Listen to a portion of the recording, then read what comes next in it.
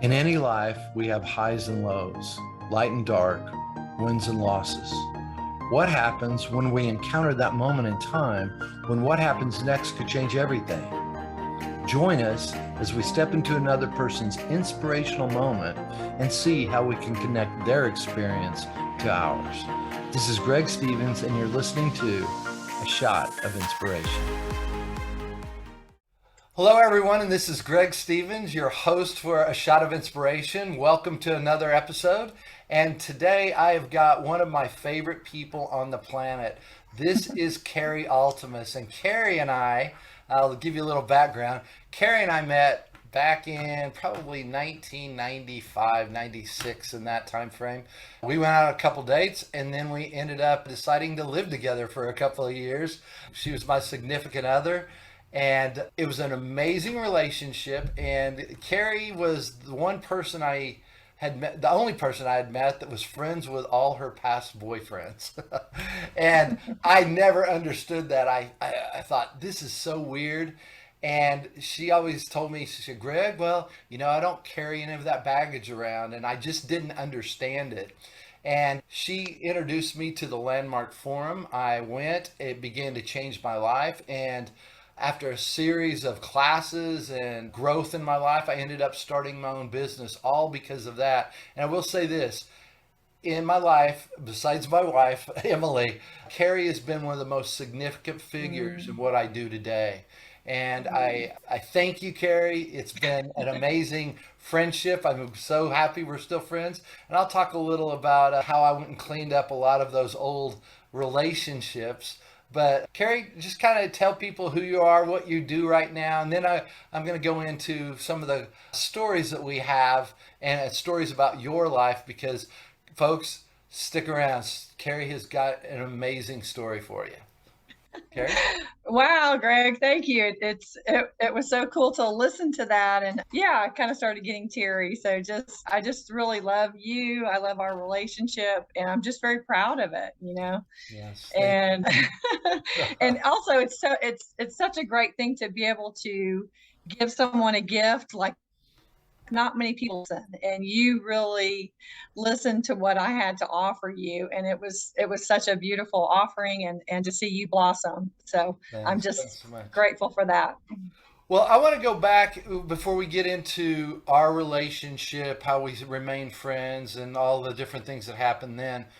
I'd like to go back to what led you to the Landmark Forum because you gave that to me as a gift, but it was really a gift to you at one point. But I'd like to tell the audience about how you eventually got to the Landmark Forum, but what preceded that in your life because it was very traumatic. And so, folks, buckle up. This is a ride. So, Carrie, would you just share your story from kind of at the very beginning as we go through? Okay. Also, and I forgot to say what I do for a living and all that, but I can feather that in the story Okay, great. if you'd like. So, Yeah, wow. So we're going to get right into it, aren't we? we're gonna go right into it. Yeah. So as a child, I had I thought a really happy life. And then my mom got really depressed. And so for several years, it was of my teenage years, being with someone who's depressed, it really was awful and awful to see someone. My mom was this type of person who was happy go lucky. She was literally she made me jitterbug with her in the kitchen every day. That's just one example. Just And out there. the life of the party type person. She was the neighborhood ear piercer. All the kids would come to my house and get their ears pierced. So she was like this lovely lovely woman. And but she got depressed, and just didn't ever come out of it. And I was super angry. I was just like, when are you going to get back to your regular life? And I was just pissed off about what I was witnessing. And so to cut to the chase of it, the big event that happened was my parents had just gotten divorced, and my dad was coming over. It was Christmas holidays. Dad came over for dinner, and so he came to pick me up. And all of a sudden we heard this weird noise in the back room, and it kind of sounded like a light bulb exploding. And Dad just immediately just said, Carrie, why don't you go back there and see what's going on? And I just remember having this huge fear, like it's something bad, it's something bad. And but I did as I was told, and I walked back there. And unfortunately, as literally as soon as I opened the door, my mom was on her knees, had a towel laid out, had a gun in her hand, and it was pointed at her head. And then in the door, she looked right at me and pulled the trigger and fell down. And it was unreal. Interestingly enough, the first thing I said was, "I'm so pissed off." Well, that was strange.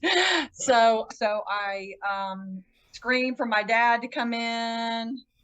Oh crap, we called 911. They actually brought a helicopter in our front yard. And a series of bizarre things happened that night. But just watching that was, I actually don't know anybody that's watched it like that. And it was just terrifying.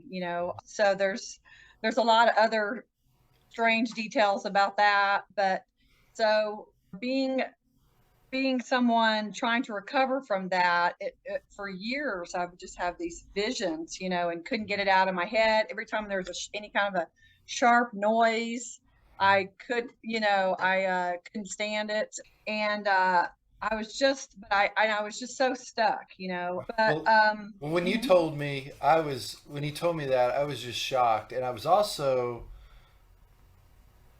just amazed at how healthy and put together you were from what I knew you. When you shared that story, I was yeah. like, this would cripple anyone. I mean, I just and and I asked you, I go, well, you seem so healthy.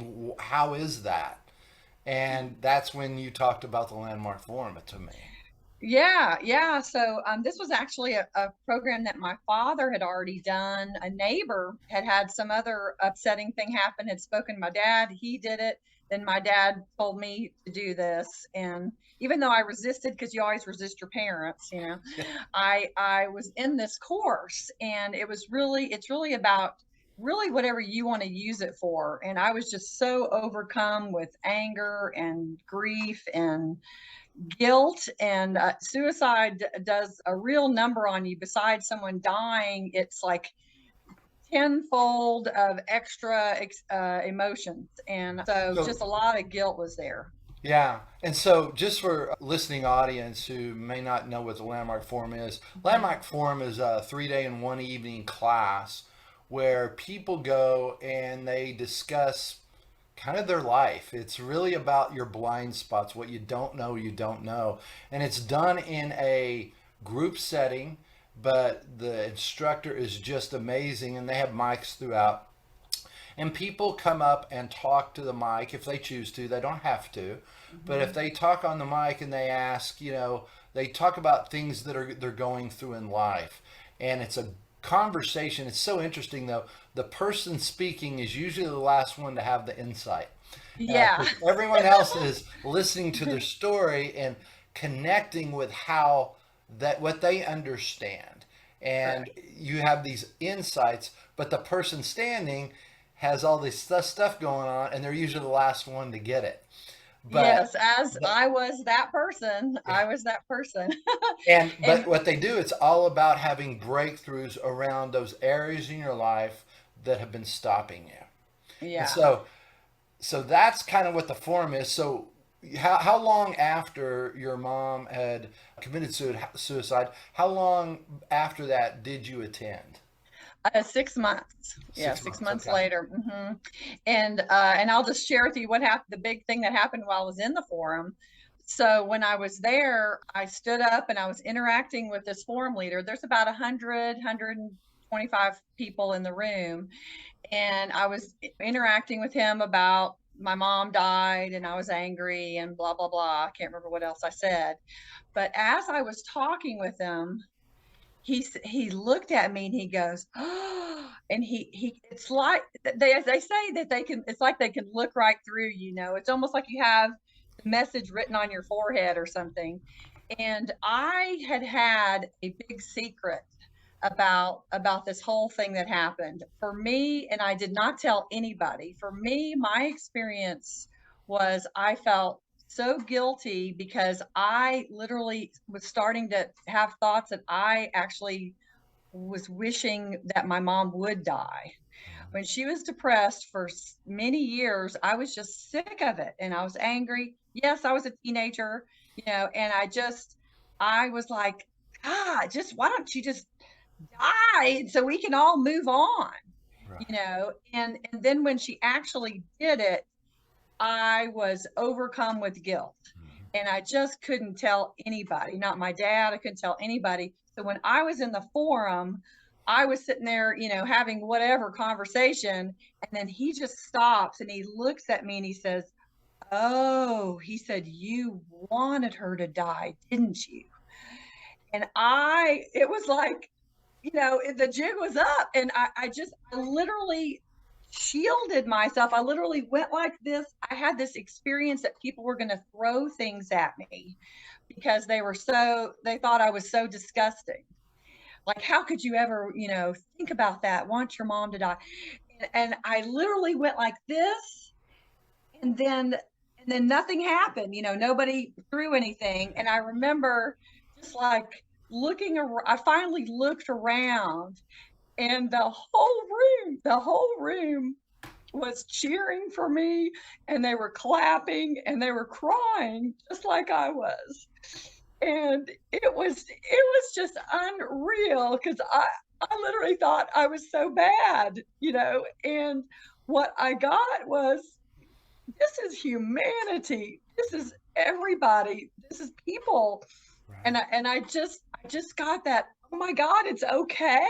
It's okay that I thought that, and from that day forward, I have two things: a complete connection to just people in general. I am connected to people always, whether I ever talk to them or not. Yeah. That's like a done deal. And then the second thing is that I I just was free. Yeah. Like Yeah. any like, just that, no matter, and I had this experience of, no matter what comes at me, I can deal with it. I can be with it. I can be with the littlest things. When you cut somebody off on the highway and you get embarrassed about it, and Yeah. I can actually look those people in the eye and just go, "Hey, I'm sorry." And somebody might cuss at me or whatever, and I can go, I know, I'm sorry." Like, I can look at, and I can do that in so many other areas. If I fail at something, I can just be with it, like, wow, Carrie, you screwed that one up, Yeah. Yeah. you know, and then I can move through it. And that whole thing changed my life forever. I was never the same. Yeah. And here's another weird thing is that I actually, now this is 30 something years later, Mhm. I actually am at the point where I can thank my mother for that experience, because I think I would have just been I think I would have been a decent person, but I think I would have been kind of lazy and had a lot more attitude. But I have this unbelievable life now Yeah. that got created from that day forward. Yeah. It forged who you were going forward. Yeah. Say again? It forged who you were going forward. It Yes. carved you out into that, and Yes. and that's what I always say. You've always been just a kind, loving soul. You always want to help people. You're always standing for people to have a breakthrough. You stood for me so many times. I can't. I look at where I used to be and where I am today, and it is dramatic, folks. It's a 180, and Carrie can tell you that. And I used to be a victim around every piece of my life. And Hmm. Carrie constantly challenged me on it and pissed me off. And she's like, "Yeah, you need to go clean up things with your dad. You need to do these things." And I ended up doing all of those things. I ended up cleaning all of my past relationships up. But what I love about it was what I do now is I teach crucial conversations. The forum tells you what conversations, it kind of opens you up where you need to go clean things up. What I love about crucial conversations is it teaches you how to do it, how to say it in a way where you can, because I know a lot of people will leave the forum and they try to have those conversations and it gets worse.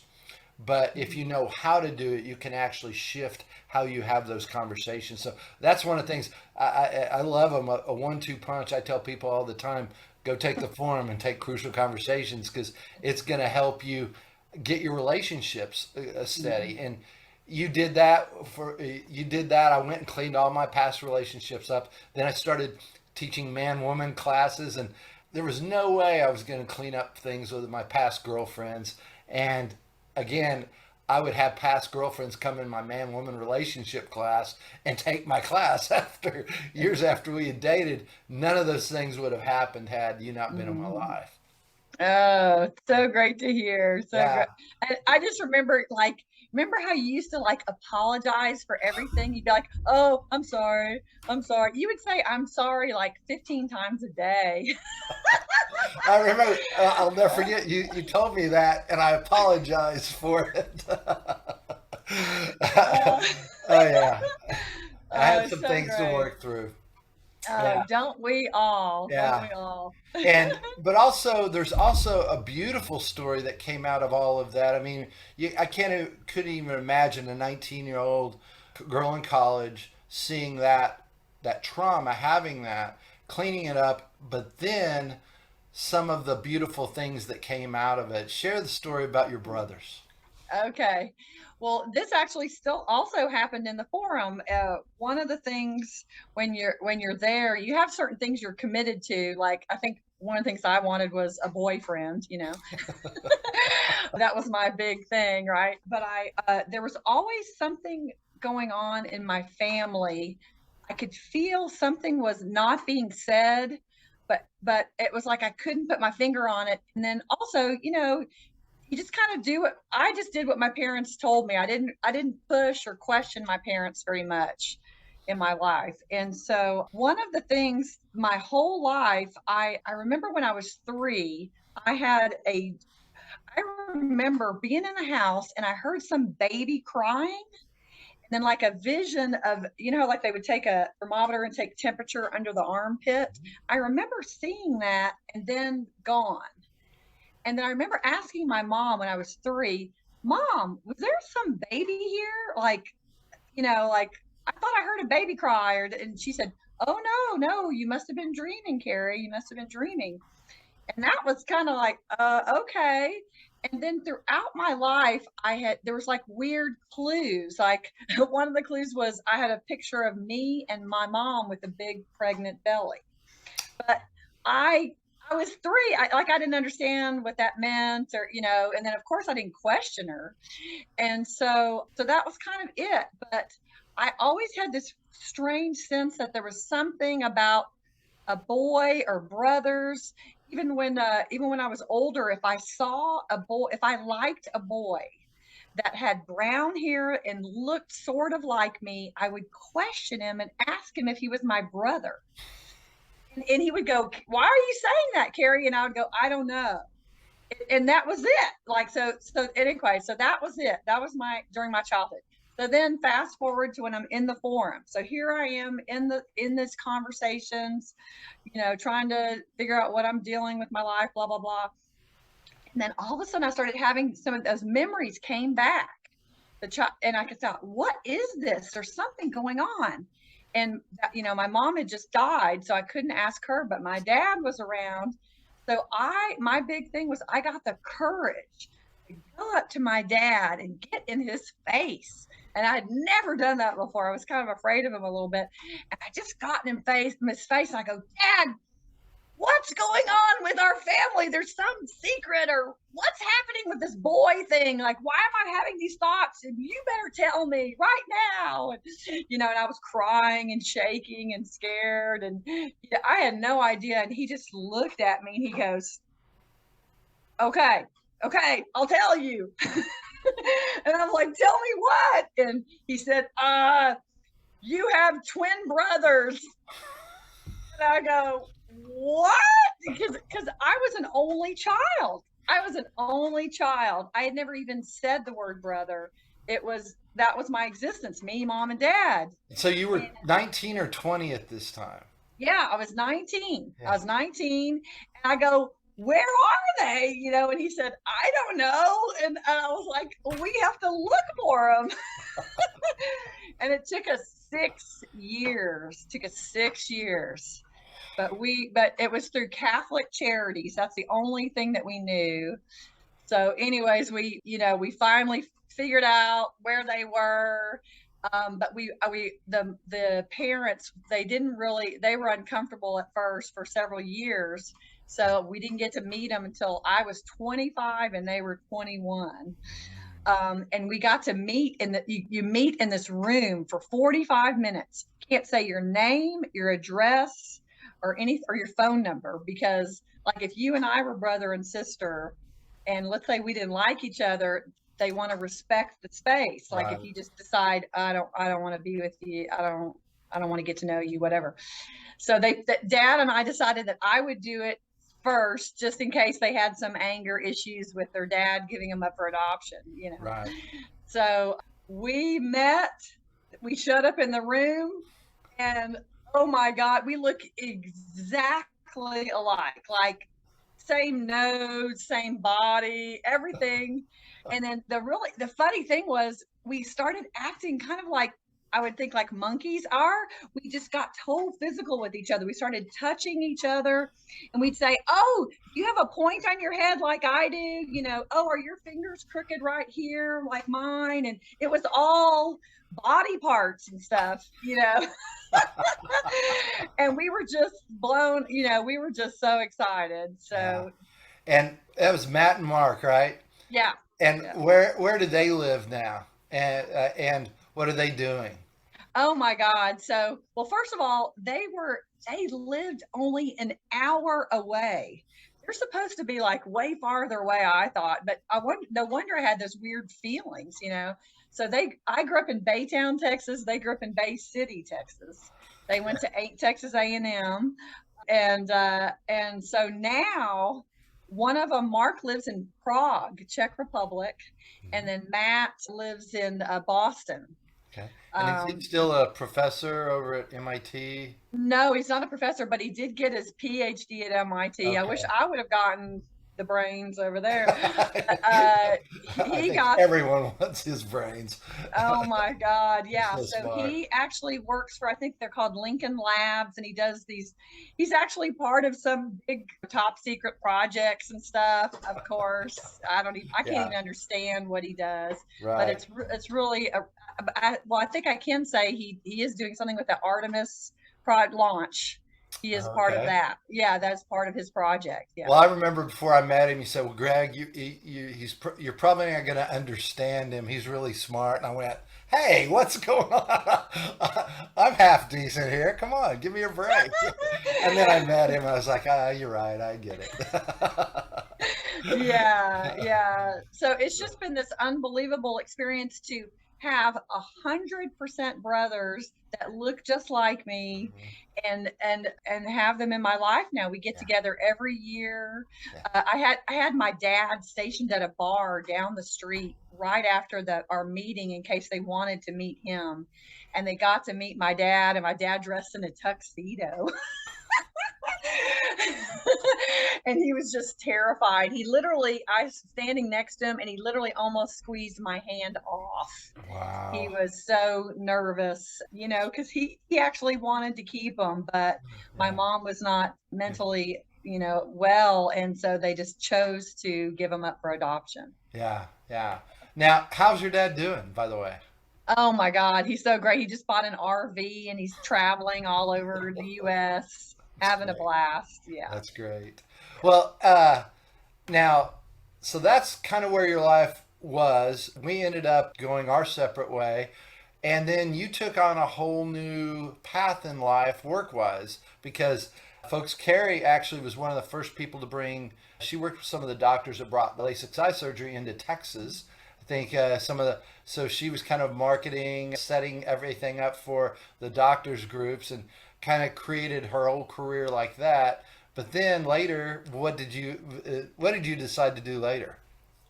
Yeah, I really loved real estate, and I was just loved, looking at I love architecture, love looking at homes. I really love the old homes, like the early 1800s homes, and so I ended up well, I first started buying and selling homes, buying homes, renovating them, selling them, that kind of thing. I did that for several years. And that's one thing I love about real estate is there's so many different options that you can branch out from.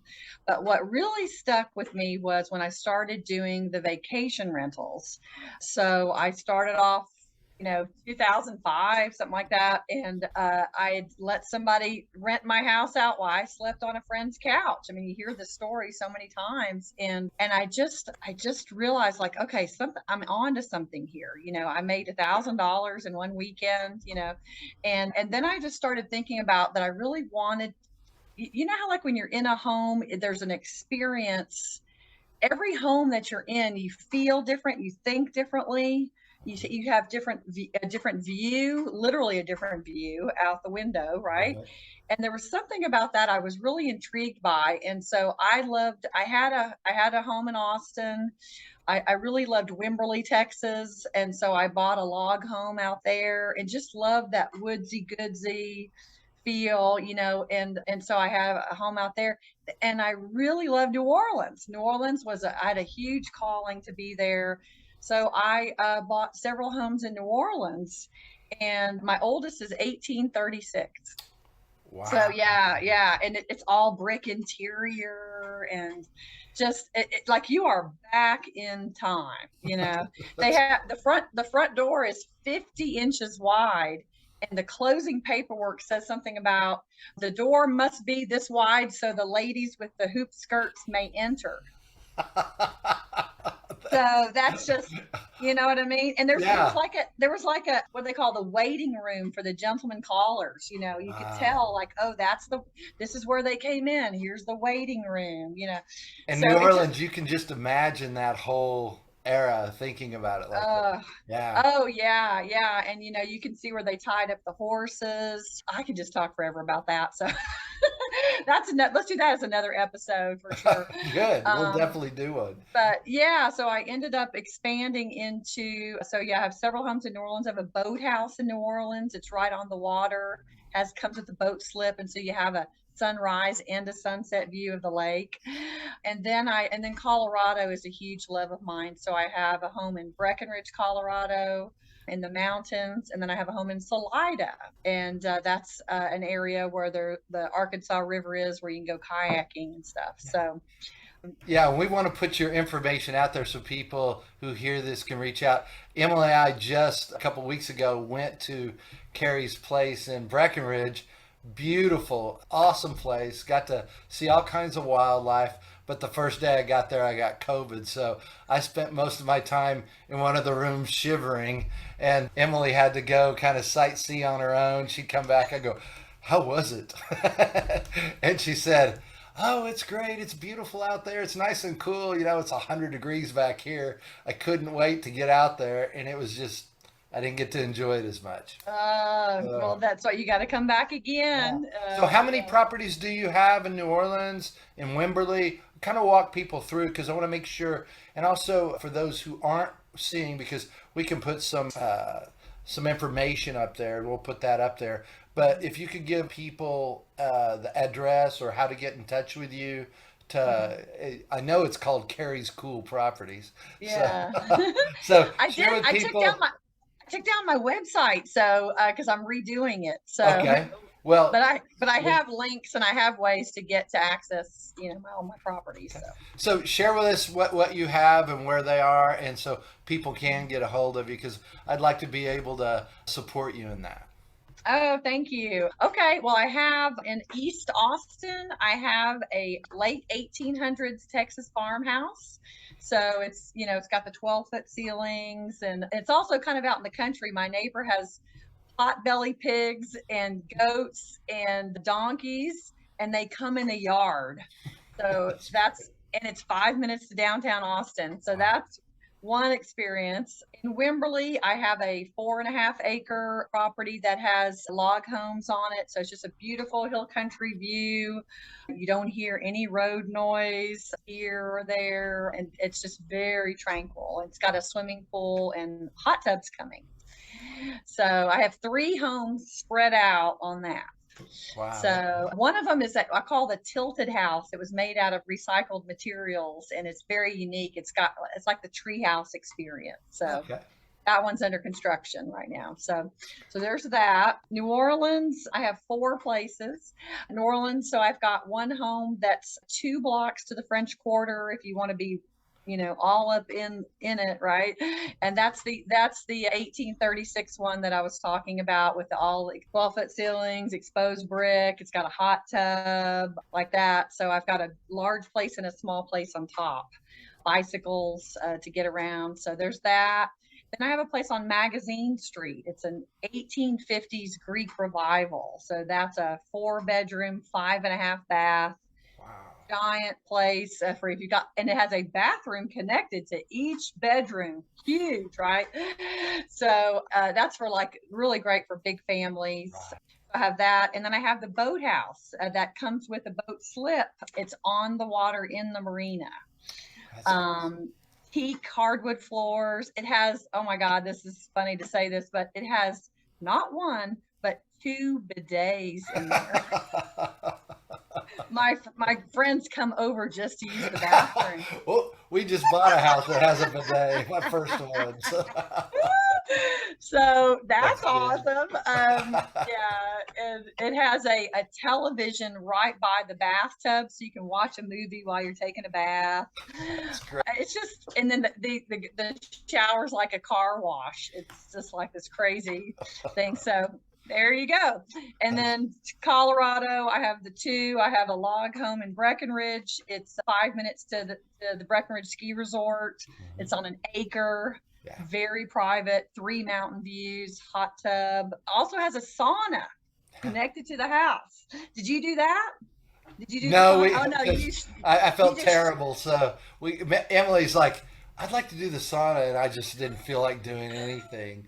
And oh and my that's another God. thing, Carrie. When you send me the pictures, we can actually put these in the video piece of if people do get on and see, so they can see some of. Okay. Yeah, I've got all the links. I'll just send them that way. Okay. So yeah, so then that last one, the Salida one, it's a brick condo right downtown. So if you really want to be really close into the heart of it, 2 blocks to the river. There's yoga 50 feet away to the left. There's a grocery store is like directly across the street. Bars and restaurants are 1 block away. So if you kind of want that experience, that's Salida. Well, So. and I love that because, the reason I brought it up was because Carrie's just so generous with Emily and I on our vacation and letting us stay where a place. And just thank you. It was a great experience. But as we finish this up, because I wanted to make sure we got all of that in, but I do want to ask you one thing before we finish up, kind of get back a little more serious. What is probably the most inspiring thing that you've encountered, or an inspiring message that you would like to leave someone with as we finish up today? Because what would you like to leave the listener with? What's your message about Mm. inspiration? Yeah, and coming from what the whole story, what had happened with me, and then the freedom that I had gotten from sharing my secret, like that, I really got, and this is what I would love everyone to get, is that the beauty of like being yourself, of the beauty of being able to say anything, and whatever that we have shame about, anything that we don't feel like we can say to anyone, something that we did, said, thought, anything, that no matter what it is, we can actually be free from it. We don't have to, we're not perfect, we're human. We're designed to be a mess. Right. Right? And there's just, I was given the opportunity to really be free. And so that's what I would say. I'm not saying this very well, but it's really about being at home and honoring yourself Yeah. with whoever we are, all of our faults, Yeah. Well, Yeah. when you say that, this thing keeps rolling in my head. I've heard it said one time, the things you can't own about yourself end up owning you. Yeah. And when you can own those things, don't hold anything over you anymore. That's one of the things you taught me. Bring those things of you think are shameful to the light. Get them out of there. They're gonna grow if you. It's like a mushroom. It's gonna eat the shit and just and grow. We gotta do something different, and part of that is exposing that so it has no power over us. And that's something I learned. Even in your relationships, the ones you think, well, this is bad, this is bad. Those many times are blessings. And I like that. You even got to a point with your mom when you said that, if she wouldn't have done that, your life may have been so boring or drab, or this puts you on a pathway that you never thought. And so, Oh yeah. Oh and I want to yeah. I always mean, honor your mom in that as well. mhm. Yeah. Yeah, I really actually can thank her for the whole thing, for all of it, because it's given me such a beautiful life. Yeah. And I had to choose it. I could go this way or this way, and I chose it. Yeah. And but I'm just so grateful for all of my life. Yeah. And yeah, and I can, I can look at myself in the mirror, and I'm proud of who I am.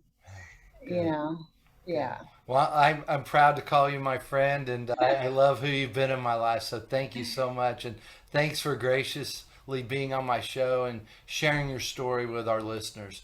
And with that, I want to say thank you for listening. I hope you enjoyed today's episode as much as I did speaking with Carrie, and I look forward to seeing you on the next episode of A Shot of Inspiration. Greg Stevens. Bye-bye. Bye. Thanks for listening to this episode of A Shot of Inspiration. If you like this or any of our other episodes, make sure you rate it and share it with a friend. This is Greg Stevens, and we look forward to being with you next time. Until then, be bold, be courageous, and respectfully speak your truth.